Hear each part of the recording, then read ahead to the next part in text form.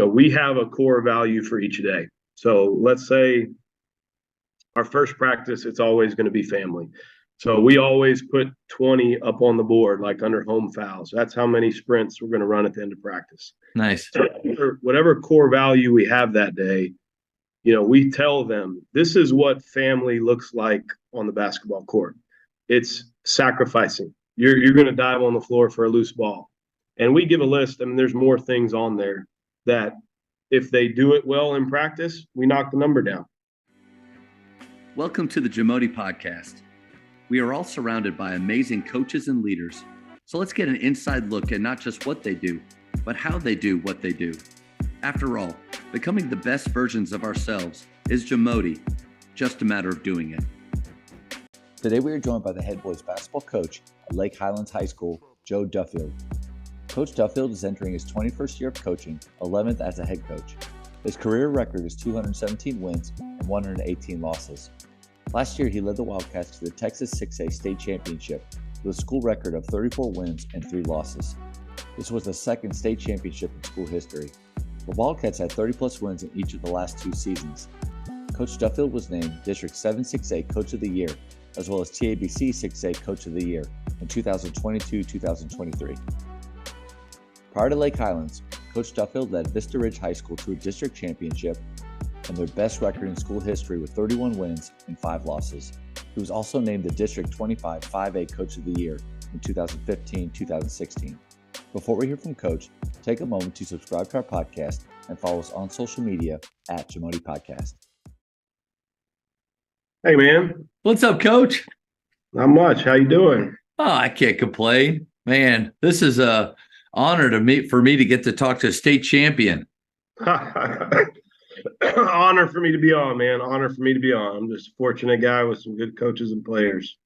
I'm sure. Well, I mean that, though. Congratulations on just an incredible achievement. I mean, the amount of, it's kind of, I used to do PGC camps and I'd ask the 100-plus athletes, how many of you have, in your high school career right now won a state championship? And rarely do you have one raise their hand. And then I ask, okay, raise your hand if your parents played basketball in high school, and keep your hand up if they won a state championship. And rarely are there any hands up. So it is a big deal. And I do mean that. Excited that you give up your time and really thankful for that. Oh, yes, sir. Absolutely. Love the podcast. I've watched several of them, always trying to find some good new ideas and appreciate what you do for the game of basketball. So thanks for having me on. Oh, thanks for that. First question I thought of is, I think before we get to the questions that you chose, I really like the ones that you want to go over. But I've never won a championship at almost at any level, but I've always wondered, obviously in the moment, when it happens, there's just this huge relief and excitement, happiness. Next morning you wake up. What's that thought process like? Is it still basking in the glow, or are you already thinking, okay, like now what? What's next? What was that like for you?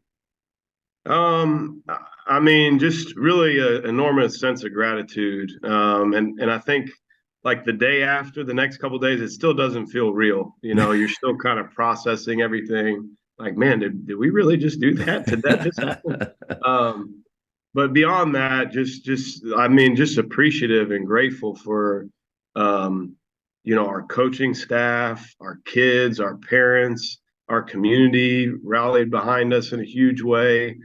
So just really trying to be thankful for that opportunity.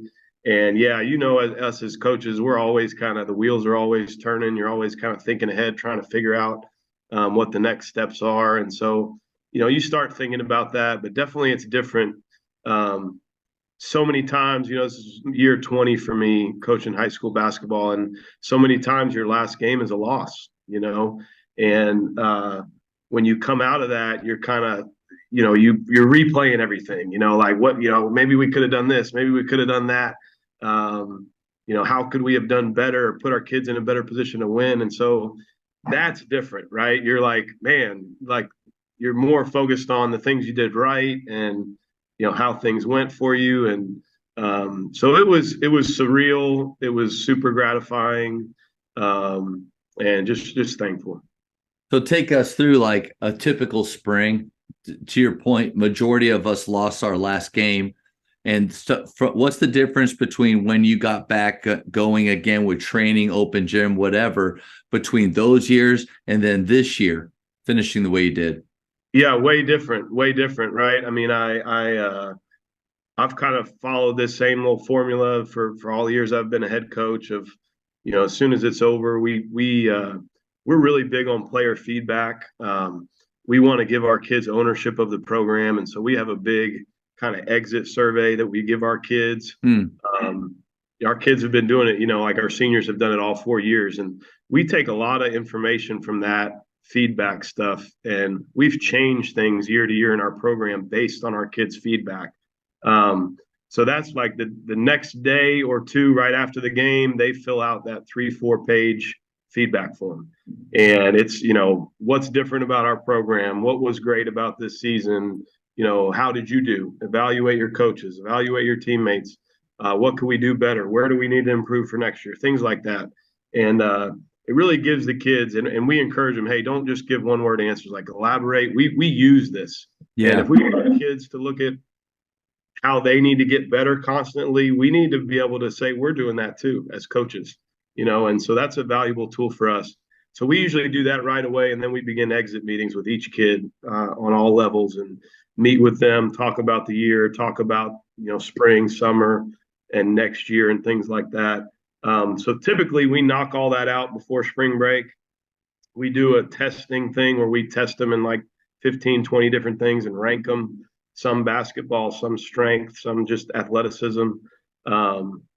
And we usually do all that before spring break. And then we come back after spring break and we start off season. This year, that was much different. We went to spring break after the state championship, and then we came back and did the meetings. And so it was really, I mean, we still did things the same, but the timetable was much different. It was just pushed back. Yeah.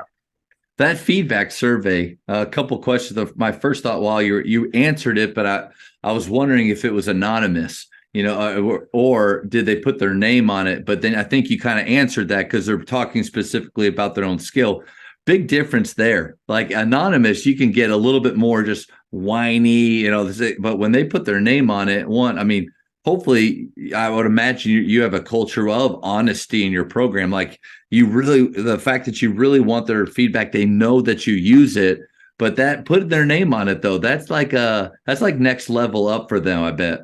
It is, that's something we talk about. And I think at first, especially like freshmen, when it's their first time doing it, okay, I'm putting my name on it. I don't know if I want to talk bad about coach but I think as our kids get older and they realize, like in our meetings, we really like, hey, on your form, you talked about this, and this was an area you wanted to improve on. Here's what we think you need to do to get better at that. Or you mentioned that, in practices, we weren't conditioning enough. And, I think that's a great point. Maybe that's something we need to look at doing more. And then when the kids start to realize, hey, I've got ownership in the direction of this program and where we're going, I think it leads them to be more honest and more open. We're big on accountability. That's one of our core values. And so, we like our kids to hold each other accountable as much as possible, where coaches don't have to do it. And so the more they're able to be honest and say, hey, you're not doing this right, or we need to do this. And when kids really embrace that, our team this year was really good about that. It gives them more ownership of the program, and it gives them a voice. And I think that's really important. You're right. That accountability piece is huge. And I think a lot of people have that in their culture, but how often is it maybe just on a sign, just on the back of a t-shirt, but it's not practiced. And I think this feedback survey, you're right on the money. It's a great way to reinforce that culture that you have. Is that something, Coach, that you have maybe shared with other people before, or you wouldn't mind sharing? Because I don't really have a good survey that I've ever used or found. What do you think? Yeah, absolutely. Happy to share it with anyone that wants a copy of it. It really came from my time in Leander ISD down in Austin. They were really big on student feedback, ownership of learning, things like that. It's really started as more of a classroom piece, and something that we used in basketball. Another colleague down there, Shane Krause at Rouse High School, He had a version of it, and I really took that and tweaked it, and so kudos to him. But I'm happy to share that with anybody that wants a copy.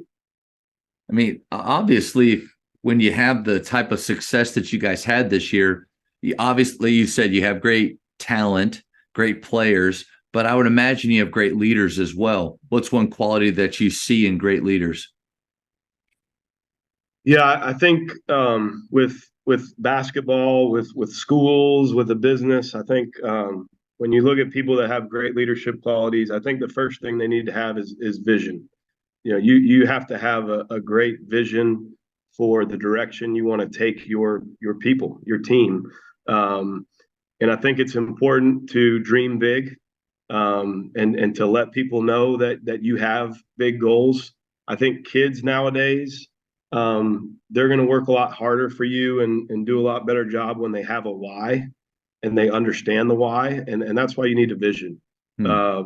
I think that's probably the number one thing that a lot of people don't aren't intentional enough about, and you need to talk about it, and you need to talk about it a lot. 7 years ago, when I came to Lake Highlands, I stood up at the parent meeting. I said, we're gonna win a state championship here. That's the goal. And people probably thought I was crazy, and definitely those first 2 years when we took a lot of lumps, I definitely think people thought we were crazy, but that never changed. That was always our goal, and here we are. And I think the other thing that great leaders always possess is, they have that vision, and then they also have a thirst for learning. I think this podcast is a great thing. I know for me personally, the best coaches I've been around have been the guys that are constantly growing with the game, that are constantly finding new ways to teach something, constantly finding new ways to run something. And so I think that's a really important trait as well. You have to have that vision, and you have to have a willingness to learn and adapt and grow. I think those two things are huge. And then the final piece is it's all about relationships. Like, can you build good relationships with your staff? Do they know you care about them? Do they know you have their best interests at heart? And the same thing with your players. To me, I think those three things, when I think about the great people I've worked for, I think about the people that I admire in whatever business it may be, they all kind of possess those three things to me. Right on the money with vision. You have to, what is it, Pat Riley? You have to see the vision and then sell the vision. And obviously, you've been doing that for 7 years there. I would imagine for most programs, like you start off your school year with guys like the vision for this year, our goal this year is to win a state championship. If you don't have that, like if you don't say it, even if it's not likely, because there's a possibility, then a probability. Like there's a big difference between those two. And but you have to have that and say that. But then I wonder how many programs it just kind of ends there. Because without the steps necessary, it's that book, Burn Your Goals by Joshua Medcalf. Without the steps necessary, you just have this wish that you want without a plan to get there. So what's you have that vision, what's the plan that you kind of take your guys through, the steps to get there?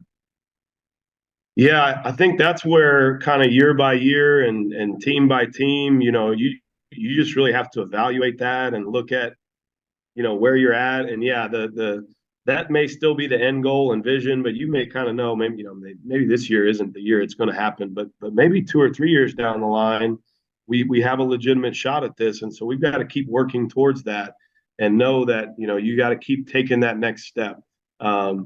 So I think it's your job as a leader, as a coach, as a boss, whatever it may be, to kind of try to lay out that blueprint in an honest, realistic way. And then just how do you put your team in the best position to be successful? How do you equip them and allow them to showcase what they're good at, allow them, put them in positions to be successful. And that's the fun, and that's the challenge. Yeah, and you're right, because if you can put state championship at the end of the line, you draw a line on the board, state championship at the end, but they have to know those steps that it takes to get there. And that's where I feel like we can have that at the end, and then kind of that burn the goals mindset, almost erase that or work backwards to, okay, first day of the fall, this is how we're going to show up every day to our workouts. And then you can start to assign small attainable goals that ultimately help you build, so that at the end of the year, and even going to games, here are 4 game goals that we have every time. We want to have this amount of wins, or have played in, finish this way in tournaments leading up to district. In district, we want to finish at this spot.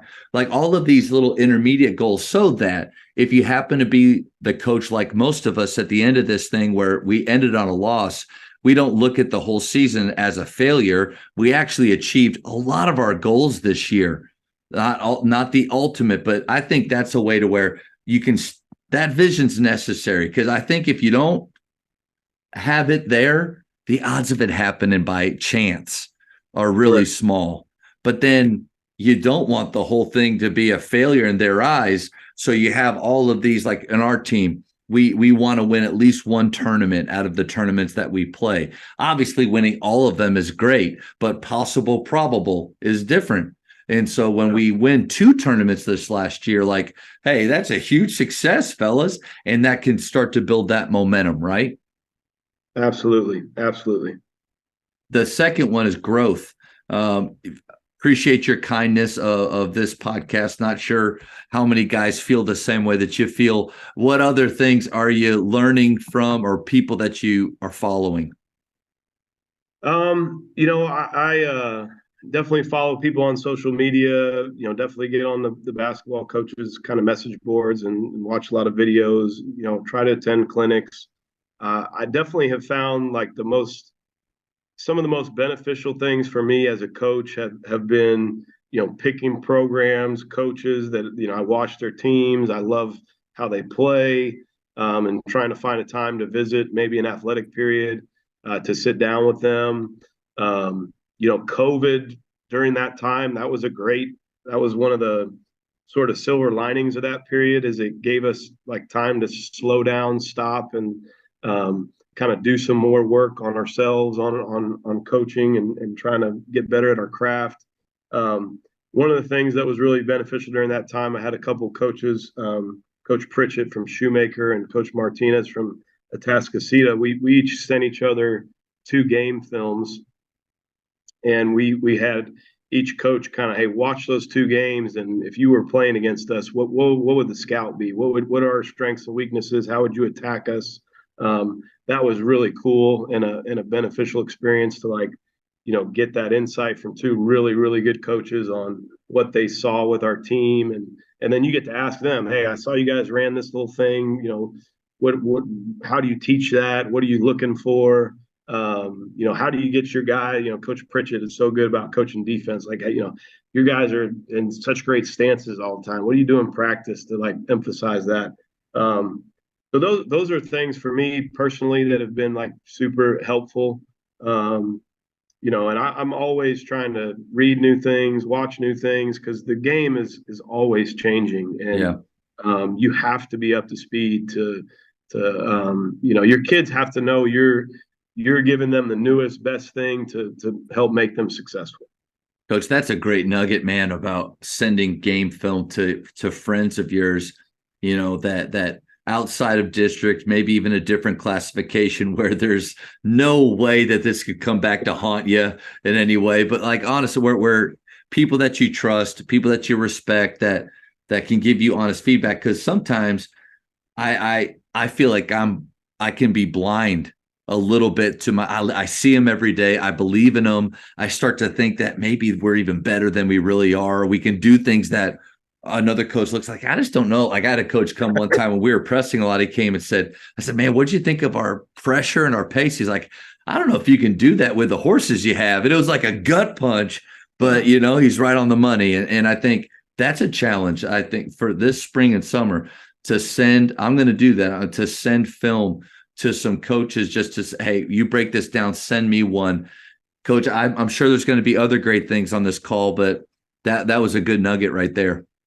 Yeah, it was great. We just hopped on a Zoom afterwards and kind of all, we all watched the 2 games and kind of each took our turns giving our take. And that was a really cool learning experience for me.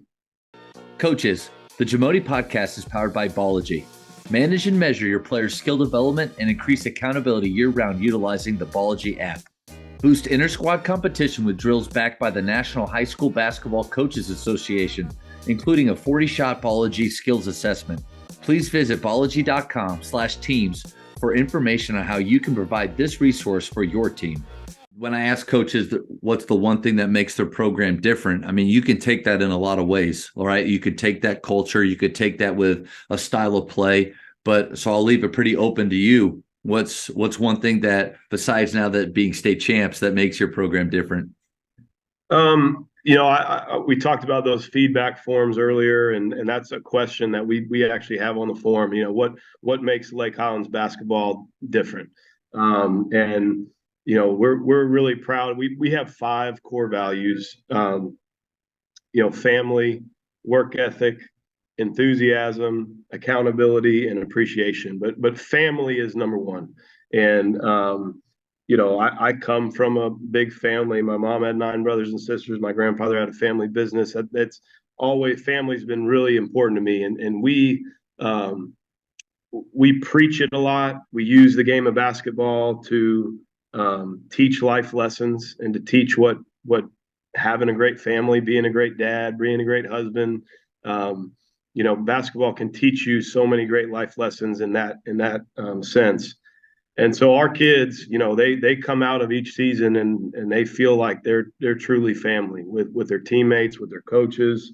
And I think you brought it up earlier. Like, a lot of times we have these core values or we have these sayings or slogans, but how do you really implement it? How do you make it a daily habit? How do you make it something that the kids can, like, it's tangible?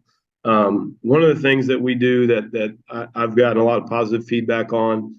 So when we start practice, like when we start official practice, like, you get whatever, like 10 practices before your first scrimmage, we have a core value for each day. So let's say our first practice, it's always going to be family. So we always put 20 up on the board, like under home fouls. That's how many sprints we're going to run at the end of practice. Nice. So whatever core value we have that day, we tell them this is what family looks like on the basketball court. It's sacrificing. You're going to dive on the floor for a loose ball. It's pointing at a teammate when they give you a great pass. It's lifting somebody up when they're down. It's taking a charge. That's a sacrifice. That's what families do. And we give a list. I mean, there's more things on there that if they do it well in practice, we knock the number down. And it's not going to be perfect. Sometimes families fight. Sometimes families have disagreements. You got to work through that. You got to find your way through that. And so sometimes there's things that we may add to that number. Well, at the end of practice, they look, okay, there's the number. We got 8, and we'll shoot free throws if they can knock some off, or they'll run them. But that's been a great way for us to take that core value and make it tangible, right? Maybe another one we talked about earlier is accountability. So, the next practice, it may be accountability. Well, we put 20 up on the board and we tell them, this is what a team that is accountable looks like. Somebody didn't do their rep. Is the coach having to tell them to do push-ups, or are you going to hold them accountable? Are you talking on defense? Are you holding your teammate accountable? Is he where he's supposed to be? Are you coaching each other? And then I think the biggest thing is, like, praising it when it's done right. Right. And the kids love it. They start, with the charge thing. It's like they'll take a charge every other time. Coach, I took a charge, knock one off, Start flopping all over the place. Yeah. So, but I do think that's a way where we really take these values, take these culture things, and like find a way to make it like, hey, here it is, guys. Here's what it looks like. We can talk about it, but are you doing it? And that gives them a way to understand, okay, well, we're talking about family. This is really what a family looks like on the basketball court.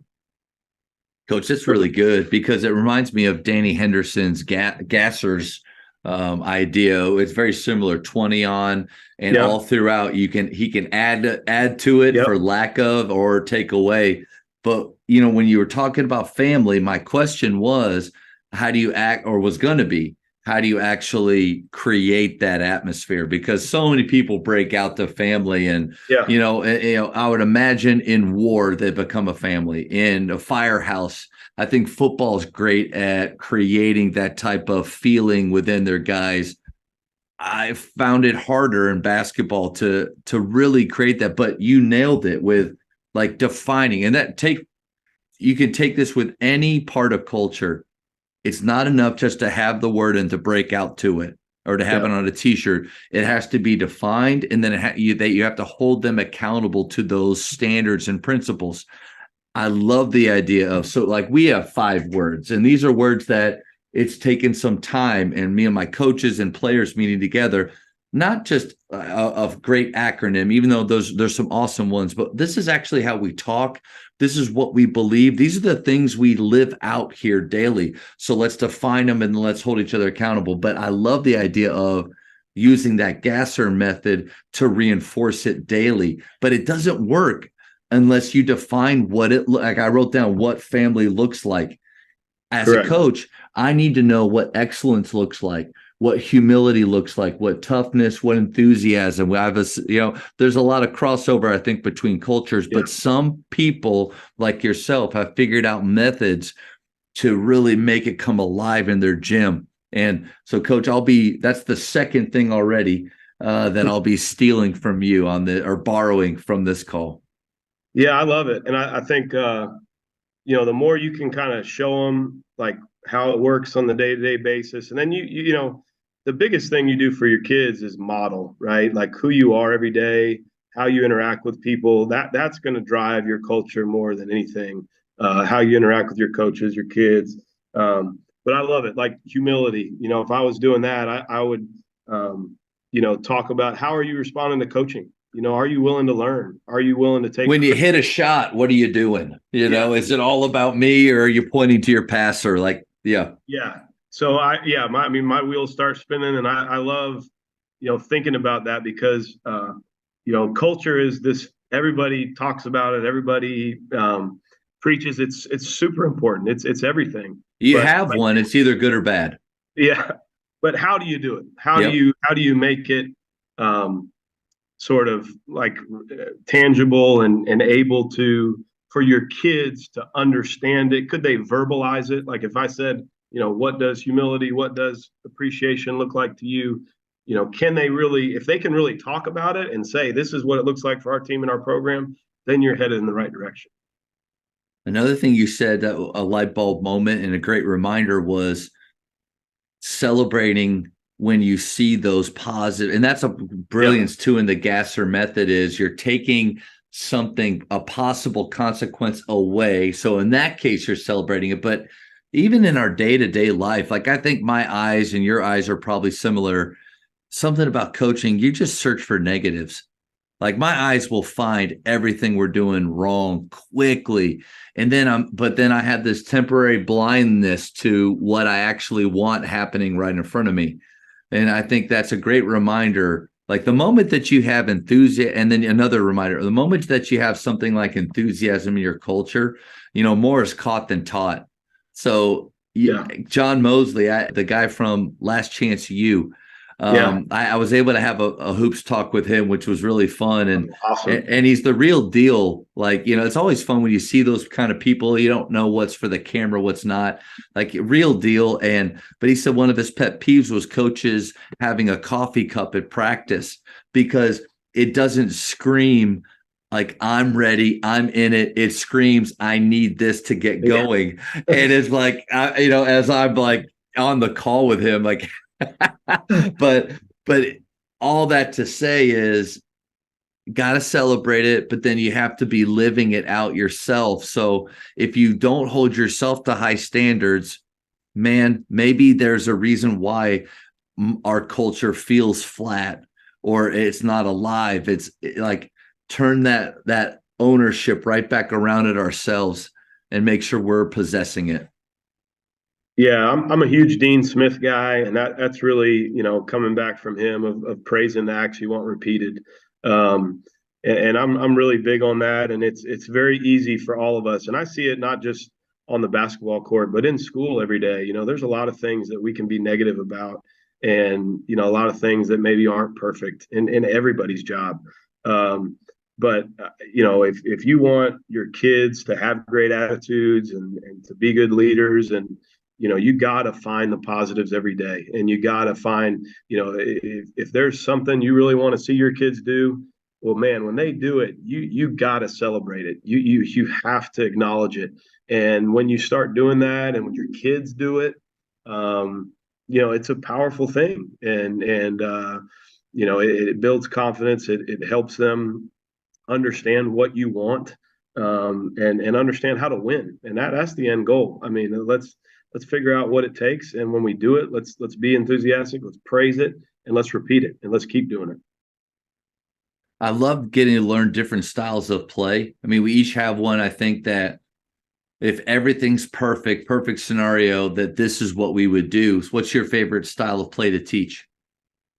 Yeah, so when we talk about our culture with our kids, we have those 5 core values. Those should drive our daily habits. Those should drive kind of how we do things. And then the other part of our culture is we call it our basketball identity. So like when we talk to our kids in our camps, when we talk to our junior high teams, we say if we see a Lake Highlands basketball team playing basketball, what does that look like? What is, I think if you think of like great college teams, they have an identity. Like they play a certain way. Like if you watch Virginia, there you can talk about it, the defense, the pack line, the blocker move or whatever. Kansas has a very distinct identity of how they play. Their team always looks a certain way. So for us, we want to play fast, we want to play great defense, and we want to play unselfish. We want to share the ball. And those are the 3 things. We tell our kids, if I watch Lake Highlands freshman B team, if we watch Forest Meadow Junior High, I don't care about all the other stuff. Are we playing fast? Are we playing good defense? And do we play unselfish? Do we share the ball? We kind of simplify it to those 3 things. But the style of play, we want to get up and down. We want to play up tempo. We want to play in transition as much as possible. For me, when I played, that was the way I always enjoyed playing. And as a coach, that's what I enjoy coaching. So, I'm definitely think at the 6A level in Texas, you have to be a little bit multiple.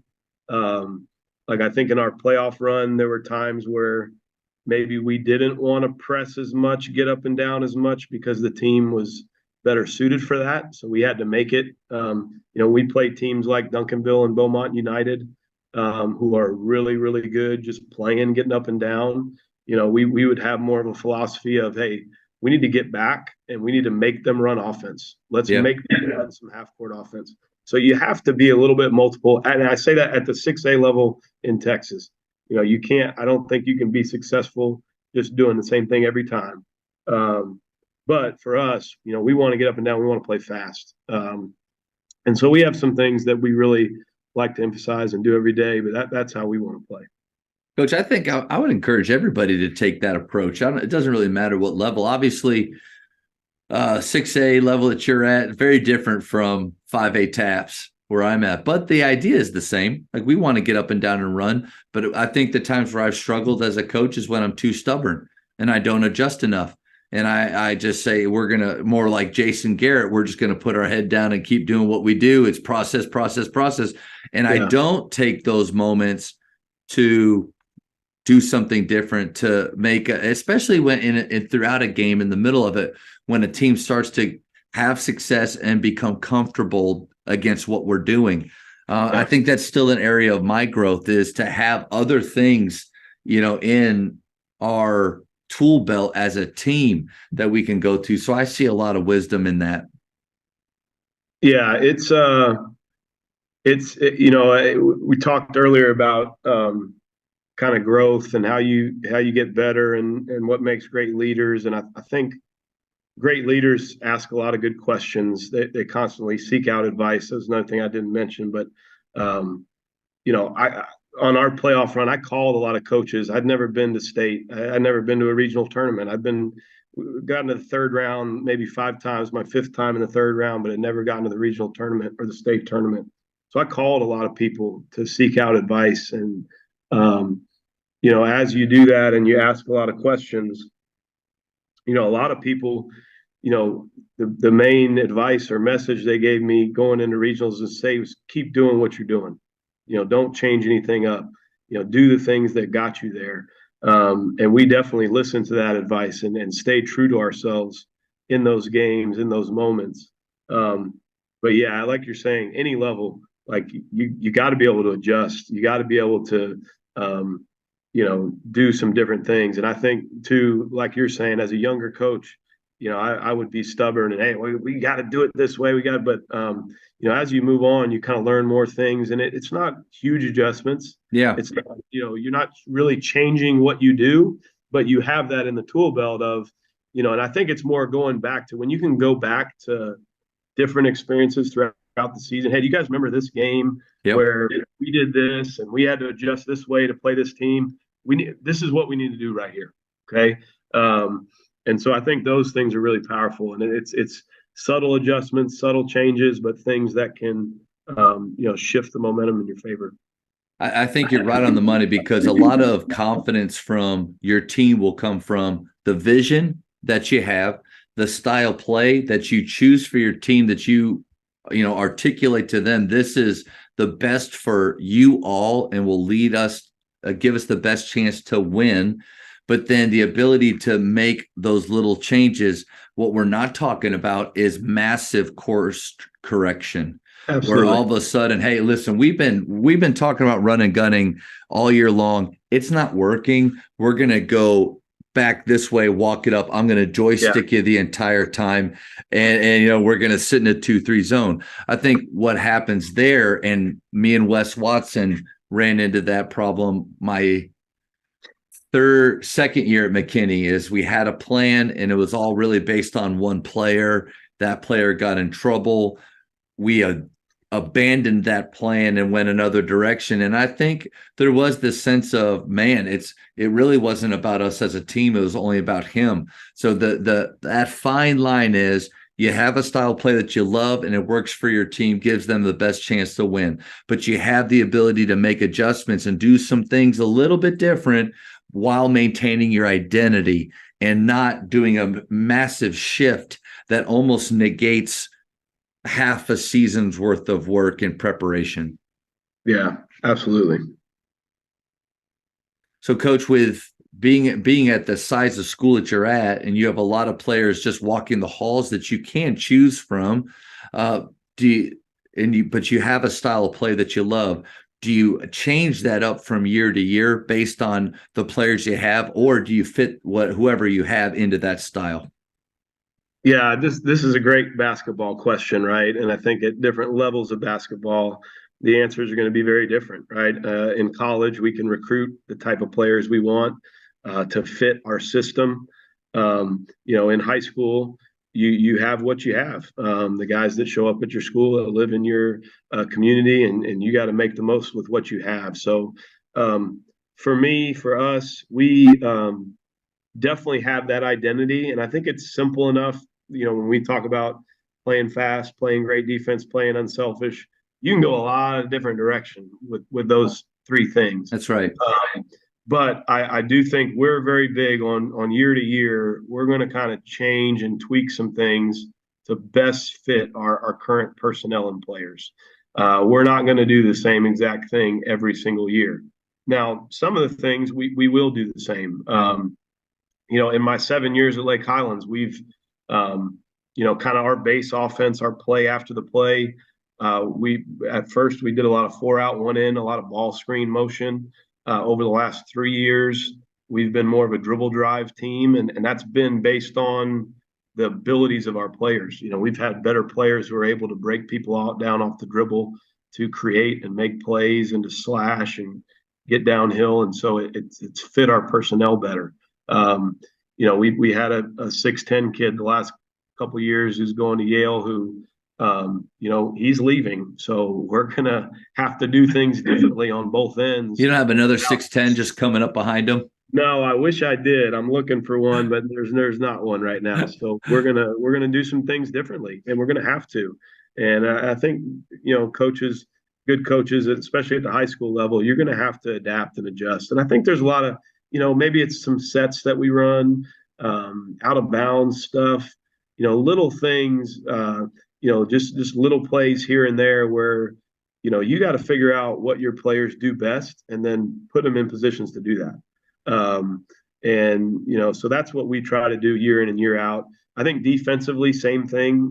We've had years where we've been more pack line, packing it in. We've had size, but not great quickness. And then again, the last couple of years, we've been pretty athletic, quick. So we're getting up in passing lanes, and so we do adjust. But there's some core things and things we do in practice that's going to be the same year in and year out. There's going to be a couple plays that are all we're always going to run these things, but I think year in and year out, your kids are going to see we're going to do a couple things different, and you pick different things up. Hey, man, this is a great play we stole from somebody. We're going to keep doing this, or this play fits better with these guys this year.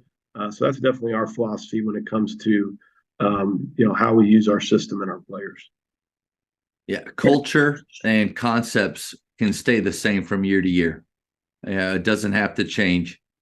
The sets that you choose, the tempo that you play at, the defensive style that you choose, that can change. But overall concepts, we're going to be unselfish.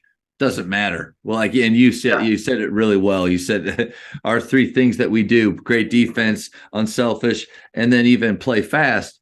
Maybe that's the one that can change from game to game or year to year. But those, I like that idea of that culture and concepts.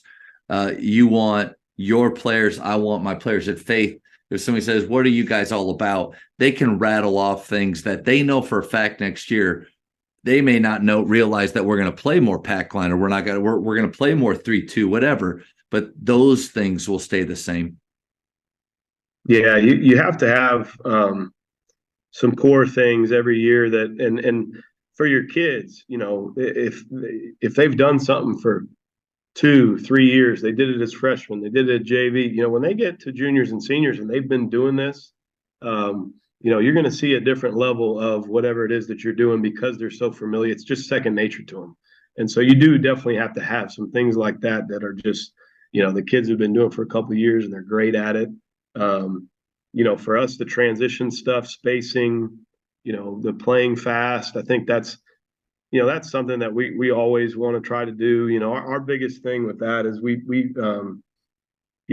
always talk about trying to pitch the ball ahead. Our kind of rule is we want, I stole this from somebody, but we always want the ball to cross half court in the air, and that's a big thing we always talk about. And when our kids are young, like, hey, is somebody open out ahead? Could the ball have crossed half court in the air? And that's what we want to do. And then if the ball doesn't cross half court in the air, you're getting a piece of the paint. Find a way as a ball handler to get a piece of the paint. And then we're big on spacing and doing that really well, and creating easy opportunities and trying to. I tell our guys, man, I don't want to call plays. I don't want to run offensive. 60% of the time we'd love to not have to run a play. 40% of the time, okay, defense is set, we can call something. But if we can get our guys to play that way, that's the ideal kind of game for us as coaches. Coaches, the Jamodi podcast is powered by Shoot 360. The future of basketball has arrived in Dallas-Fort Worth. Shoot 360 combines the latest sports technology with the fundamentals of basketball skill development. The result is a one-of-a-kind video game-like basketball program designed to improve your shooting, dribbling, and passing. Visit shoot360dfw.com to learn more and register for your free 1-hour workout evaluation. Shoot 360, the future of basketball is here. Confidence, I think, is something that is really important for coaches to be conscious of with our players.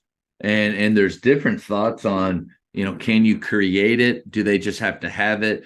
Can you, as a coach, can you really crush a player's confidence, or does it need to be something that is independent of what you say and do? How do you build confidence in your players?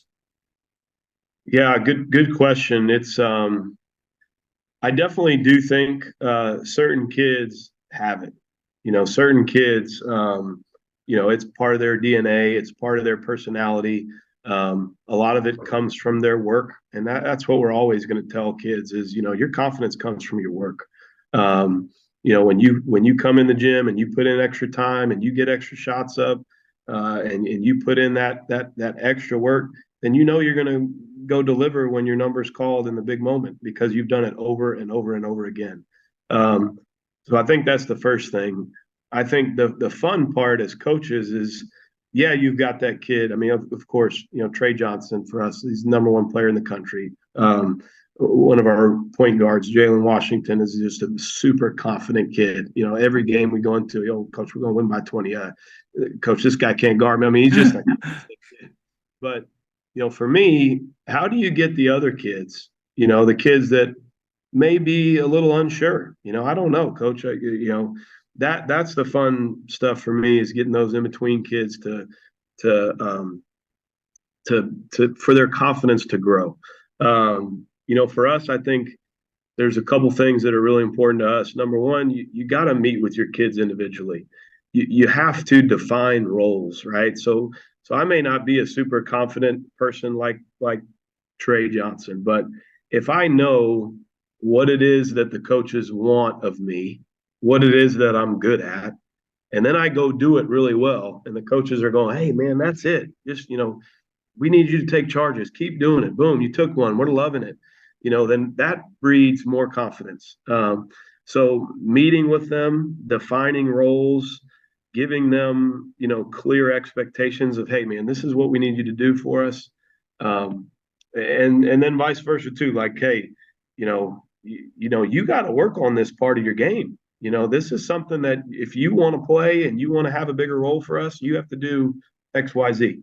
And then if the kid does it and they start getting better at that and you're praising it and you're noticing it, man, that's huge. That's huge. And so now this area that may have been a weakness can become a strength. They become a better player. Your team gets better. And to me that, what's your role? Are we meeting with you? Are we making it clear? Public praise is huge. We talked about it earlier of praising the acts you want repeated, but doing it in front of their peers. I'm huge. We're huge on film. We don't watch it a really long time, but in the season, we definitely watch it a lot. And early on in the season, we're going to be pretty critical. It's going to be a lot more negative. But one of the fun things for me is we get going throughout the year and we get deeper in the season. A lot of times our film sessions are a majority positive. We're picking out, I want to show you, hey, man, this was, you did great right here. This is exactly what we've been working on in practice. This is exactly what we've been asking you to do. Look at this. And then the kids, in those film sessions are, hey, coach, play that back. Look at so-and-so, look what he did right here. And that's when, like, okay, they get it, and I think that breeds confidence when their peers, they're getting that positive feedback in front of their peers. I think those are great ways to breed confidence. And then the last thing I think is the ownership and accountability, right? Like, if you want your kids to do something better, to be more confident in something, how are you giving them ownership of that? One of the things in our playoff run, some of our assistant coaches, were concerned about, some of our rebounding. We've got to be better rebounding. My assistant coach, we've been trying all year, how do we get so-and-so and so-and-so to be better about blocking out and rebounding? And I said, look, man, I would love for you to do this. Meet with them. Show them on film. Just meet with them one-on-one and then make them own it. Give them some accountability, give them some ownership of it, show them what it needs to be done. And then, meet with them individually and ask them to do it. And man, it made a huge difference. There were times in the playoffs where I saw that kid would go up to the coach, hey, coach, did you see me blocking out? Did you see what I did right there? And so you could tell they started to own it. And then, again, that's another way to breed and build confidence. Coach, so many good nuggets there. I really appreciate the idea of meeting with players with the specific agenda of defining roles, because you're right. I wonder if we were to ask our players the question, what do you need to do to play? Mhm. if they could answer that. Or would they all say the same thing that our leading scorer would say? I need to average 15 a game. Well, that's just not your role. But if we don't clearly define, it goes back to culture. What does family actually look like? What does it look like for Johnny in his role in ways that he can help us and help lead to winning, help him get on the floor? I think that's really important to do, because if you only talk in generalities with the entire team, here's what we need, here's what, then they're all one, they could all be trying to do the same thing. And maybe someone's strengths here, they need to really focus and maximize that, while other little Timmy doesn't need to be shooting a 30-footer like our leading scorer can do occasionally. But without that, then you're just really hoping. And that coach, like, we don't want to base our game on hope. We don't want our players to do that. So as coaches, let's not hope that they understand the role, what their role is. Let's clearly define it. But that takes extra effort from us setting up those meetings. Yeah, that's a big Morgan Wooten, the old DeMatha coach, used to talk about. That was one of the best things he did. Every 2 weeks, they had individual meetings with their players. And as a young coach, I was kind of more like, man, I can't sacrifice this practice time, or I can't give up. We need to be doing this on the floor. Right? We need to shell for 30 more minutes. Yeah. And as I've gotten older, I've really realized that that meeting stuff is so important and crucial, and even sometimes more important than that court time, because it having a team where everybody understands their role is huge. And also, the hardest thing for a player is not knowing where he stands. It's difficult as a player to come in every day and go, man, I don't know what I'm doing right, what I'm doing wrong. I don't know why I'm not playing, why I am playing. That's a tough place to be as a player. When as a player, hey, this is what you need to do. If you do these things, you're going to play more. If you don't, this is where it's at. It also is going to save you a lot of parent problems, a lot of parent issues, when your kids clearly understand what's going on. And, you have to be honest, and kids appreciate that at the end of the day. You're going to have some tough conversations. They may not like it, but they'll respect it. They'll respect you more for being honest and knowing where they stand, right? And then when you talk to the parent, you can, well, did you talk to Johnny? Did you ask Johnny why he's not? He knows. We sat in the meeting the other day and we told him exactly what he needs to be doing. And helpful too if you document that, like have some notes written down so that you're not, because I don't know about you, my brain does. Things slip throughout the year, and so to have that written down is huge. And sorry, I didn't mean to cut you off. Big, just short story right there is from my own experience. And I've tried to remember it over the years. My sophomore year, we played at TCU, and I started that game. And, over the course of everybody's career, they kind of have that game. And mine was that my sophomore year at TCU, started it, played all 40 minutes. I never came out. I had never done it before. I never did it again. 1 week later, against SMU back in Waco, I played 47 seconds. Wow. And in that amount of time, I did nothing wrong. Like I showed up, I gave great effort. After that game, I came down, and my parents came to every game, and they gave me this look. The look that you see from, from parents, like that. And I looked at them, and after a 3-hour conversation, that was super helpful with them. I realized one thing is, as a college player, I needed to not dwell too much on what decisions my coach was making, like not rise and fall with my playing time, but to choose to control what I could, which is, so if I didn't play, I'd stay and shoot in my uniform in the Farrell Center with people still filling out, not in a tantrum way. I'm going to get work done. I'd get in the weight room and turn up the music and lift because the coaches had to walk by to go to their office. It was right by the weight room. So like those were things I chose. But coach, I don't know. Like, I think that I was a little bit lucky, maybe because some of the coaches that I had, some of the habits that I learned, going to PGC, but I don't think we can trust that every player and every family is going to approach it that way. And so we have to do more work on our end. And this, what you've been talking about, of having those intentional meetings to try to help, because everything that my parents and I talked about that night, none of it helped. I didn't have any good answers for them. They didn't have any helpful hints for me. But we can help our players by clearly defining it. And I think that's what you do really well. Yeah, that's big. It's tough, and it's tough as coaches sometimes. You can kind of sense when players are at that point, and sometimes it doesn't necessarily have to be a formal sit down meeting, but I think sometimes as good coaches we can sense when a player is kind of in that unsure mode of, and that's a great time to find time to pull them aside, and maybe it's pre-practice, maybe it's after practice, maybe they're shooting around where you can kind of reassure them, hey, say, hey man, I know you didn't get an opportunity to get out there much last night, but I want you to know you're doing a great job in practice. You got to keep working on this, and this. But having those conversations and having them know what they need to do is huge, and it gives them a sense to know that you have their back. You're gonna be there for them no matter what, and you want them to be successful. And so I think coaches need to be intentional about it. And sometimes you're worried. Sometimes the coach, you're like, I don't know what to say. I mean, it's always better to have the conversation. Yep. The kids, don't leave kids.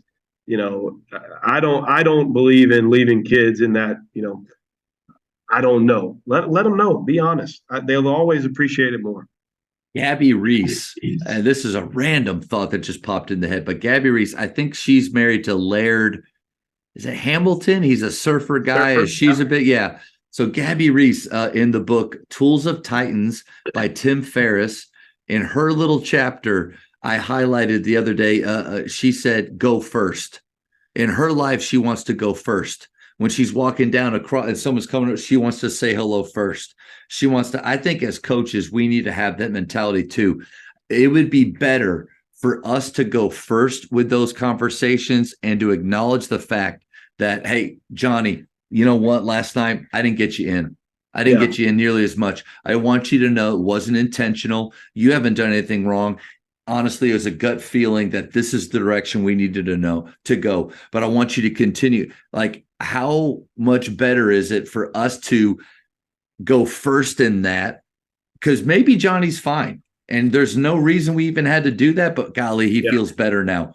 Or more importantly, something's brewing, and you can kind of cut it off way before it ever becomes something. I've had players come up. It's not that I look forward to those conversations like, I didn't play him, I can't wait to, but I like doing that. I look for those moments. I zoom out because there's been times where a player goes, Coach, I really appreciate that because I was going to meet with you. Like, I wanted to talk with you. And by me doing it first, like, it's maybe a little disarming and I think helps, because you mentioned early on vision, growth, relationships. These were, it's not so much what the parents feel about me. I want them to feel like and appreciate what we're doing for their son. But at the end of the day, I can't always control that fully. But what I care about the most is my relationship with those players. And you can put your head in the sand and just think, hey, if they care about the team, then they should just take it, whatever happens. I don't know. I don't know if that's going to help. But I think you're right on the money with those conversations. Yeah, being honest and always over communicate. Players, parents, I've always leaned that way. Coach, I got one more question before the speed round. Okay. All right. Well, I love this. What rule would you change? Or what rule change would you want, and why? Oh, super easy. UIL, Texas, shot clock. Let's go. It's like Brackles. It's like Brackles on this call right now. He's just I know he's a proponent too, and one of the best coaches around. But it's long overdue. I don't I don't buy into the kind of naysayers of the traditional, oh, we need to keep it this way to keep the game fair, or Yeah, it's Coach, going to that's what I was cost going to too ask much. you. Is there any reasons out there that you think, okay, that's valid? I get that. I really don't. I don't buy into when you go and you watch whatever the game was in Oklahoma this year that was like 4-2. I don't know if it was 4-2 or 6-2 or something. No one in their right mind, never in the history of the game of basketball was it intended to be played that way. Nope. There's no satisfaction to somebody going and sitting in the stands and watching a game that's 4-2. I also think that the argument that it gives teams a fair chance that are not as good, or like I don't really buy into that either. I don't think I've had lots of experiences where I've tried to four corner somebody or hold the ball, and you know I've never won that game because there was no shot clock. In fact, I've never really won the game doing that. That So affects a lot. That affects a lot on if you don't normally play that way. That yeah, affects a lot on your team psychologically. Like, I feel like they attack differently and think differently the rest of the game on both ends because of that drastic change in style or approach. sure. And I think you can keep the game close doing that, maybe. Yeah, I get it. But to me, let's think about number one. I mean, at the core of everything that we do, what's best for kids? Right? Like that's what we're in this business for. What's best for kids? Well, the best thing for kids is to prepare them for the way the game of basketball will be played at the next level and at the next level after that. My first year coaching high school basketball was in California in 2002, 2003 at Mountain View High School up there in the Bay Area. And we had a shot clock. And it wasn't this difficult thing. We didn't need tons of extra workers. It didn't cost a bunch of money. Actually, one person ran the clock and the shot clock both and did just fine. Wow. And it was never any difficult thing. We've been fortunate over the last few years to play in some events. A couple years ago, we went to a tournament in California. We've gone to some other things where we've played with a shot clock. And, when we have some players who are going on to play college basketball, why not prepare them for what that's going to be like? To me, the flow of the game is a lot better. It's going to give your players more opportunities in the game to make end clock decisions and be able to play in those scenarios that are important, right? I mean, okay, what are you going to do when there's 7 seconds left? What's your plan? What how are you going to score? Where are you going to go on the floor? And so the more opportunities you have to do that in the game, to me, I think that's going to make you a better player and a better team. And it's what's best for kids. And the purest basketball argument and the money, or it's so hard or so difficult, I don't buy it. It's we're behind the times. I would argue Dallas basketball is the best in the nation. Let's equip these kids for being prepared for the next level. I think it's a no-brainer. And I know it's coming. I know, like the UIL, and I know they're working on it, and it will come. But I'm ready. What about you? Well, SPC is doing it. There's already a classification in Texas that's doing it, and it was this last year. Great. Yeah, we played in a tournament over at Cistercian. They had it. One, offensively, probably like you, we never saw it. Defensively, it was a lot of fun because now a pressure zone like we like to do, we don't have to worry about a team who is elite. They're capable of passing and handling it long enough to where they're just basically trying to wear us down and wait for a mistake, or they're just not aggressive, but they're skilled enough to hold it, they have to play, and we actually were able to force a few 30, I think it was 30 or 35 second violations, and very few errors with it where, we had to stop it. And here's the deal. Like, if 1 or 2 times a game it malfunctions or the guy's wrong, Yeah. That's not a reason to say, oh, see, no, like there's way more good and positive and crap. I don't know about you. That usually happens with the normal clock anyway, once or twice a game. Sure. But I think you nailed it too. With growth and learning, I never want to feel like I'm behind. Yeah. So I always want to try to be where's the game going right now? It's pace and space. Like so I want to be ahead. Yep. I want to be right along with that. We are behind. Overseas at the youth level, they're playing with it. I saw it when I was in Iceland. We hear about it. We see these players coming over in the collegiate and pro level and just being skill-wise mentally ahead. I got to believe it's not because their skill trainers are just so far beyond. Obviously, athletically, we've got things going here, but IQ, feel, creating, they see things and they do things, and we're crippling ourselves. But I'm with you there, man.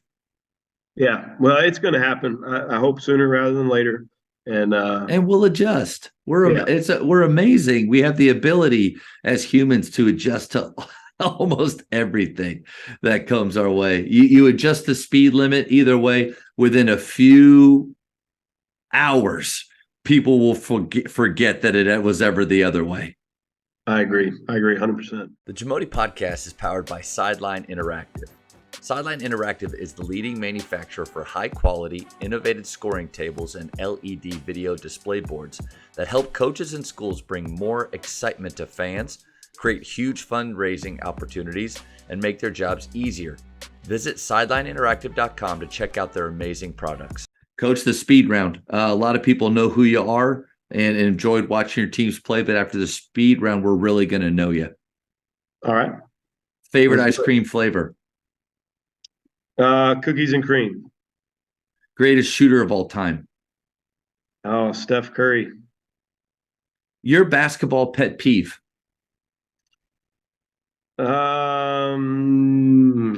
Just turnovers, mindless turnovers.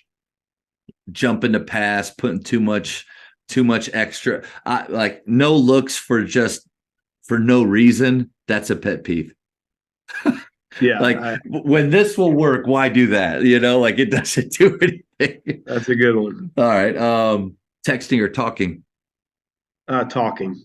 Greatest basketball movie of all time? Ooh. It's a tie between Hoosiers and Blue Chips. Those are my two favorites. Blue Chips is solid. Underrated. Yeah, I agree. And the guy that was basically Bobby Knight in that was awesome. Yeah. Nick Nolte. Yeah. Favorite holiday? Thanksgiving. You're up 3 on defense with 7 seconds left. Do you foul or no foul? Shout out to Chris Hill at Jesuit, because we talk about this constantly. No foul. Really? Yeah. You think just at the high school level, because the odds of them making the shot? Yeah, Chris and I could probably get Chris and I to do a whole podcast on this. He had this big Ken Palm study that broke down like 700 possessions of the exact scenario. And one of the things that you look at so you're up 3. What's the worst thing that can happen if you don't foul? Yeah. The worst thing that can happen is you go to overtime. Right. Yeah. Right. So if you look at all the scenarios, say you do foul, now what can happen? They can make one, miss one, and then you could lose. Now what just happened? Now you lose. Yeah, you could. Yeah. And there are some other scenarios with it, like, okay, you foul, you get the ball back, then they get the ball back. Now, I say all that, and Chris and I continue to go back and forth on this, but I think it's also dependent on your team and the situation, right? Like, who are you playing against? Do they have knockdown shooters? How smart are your players? Can they foul in the right way? Have you practiced it? So there's so many factors, but at the base level, I'm actually a no foul guy. Okay. What book would you give someone? A book. I am an English teacher, and a book that I love to teach and has related to me in life many different times is The Alchemist by Paulo Coelho. Great book. Your favorite place to travel? The Caribbean. I'm a beach guy. Anywhere in the Caribbean. St. John, Nice. if I had to pick. How many cups of coffee do you drink per day? Not a coffee guy. Yeah, Caffeine? What's your go-to? I do occasionally. My wife gets the Spark stuff from Advocare. I do occasionally get that. Not every day, but on those needed days. And You I don't like. get it from Kenny Bourne. Kenny Bourne, I think he's still an Advocare guy. Is he? Is he? I didn't know He that. might be. Oh, Congratulations to him. I think he yeah. just retired. Great, Yep. great coach. Awesome. Yeah. Last one. In basketball, who is the GOAT? Oh, Michael Jordan. Come on. Don't even come out with anything else. Come on. MJ, Come on. What a all stupid day, question. I love the debate. I'm happy to have the debate. As coaches at the high school level, many of our players never really watched MJ or got to see how great he was. So Last Dance helps, but it's still not the same. yes, it was great and did capture it very well, but it's not. And love having those debates with players. That's fun. Coach, this was awesome. I was looking forward to talking with you. One, the success that you've had, but a lot of guys respect the way that you coach and that you run your program. So much fun, really getting to learn more about it. And I mean this. I have several golden nuggets and things that I'm going to borrow and think about more. Really appreciate your time. Oh, absolutely, Coach Saman. Thanks for having me. And like I said before, thanks for doing the podcast. I've watched several and gotten some good takeaways. And hopefully this can help somebody else. And if anybody wants any information, happy to share any of it with anybody. Yeah. On that note, if they want to reach out to you and learn more about, all the things that you do, that feedback survey, I'd love to, if you don't mind, maybe share that on the show notes if you'll send it to me. But what's a good way for people to contact you? Happy to do so. Best way to contact me is just my school email, joe.duffield, DUFFIELD @RISD.org. Awesome. Coach, thanks, man. Thank you. Really enjoyed it. Appreciate it. Thank you for checking out today's episode. Please take a moment to subscribe to this podcast, share it with your fellow coaches, and find us on social media for what's coming up next on the Jamodi Podcast. It's just a matter of doing it.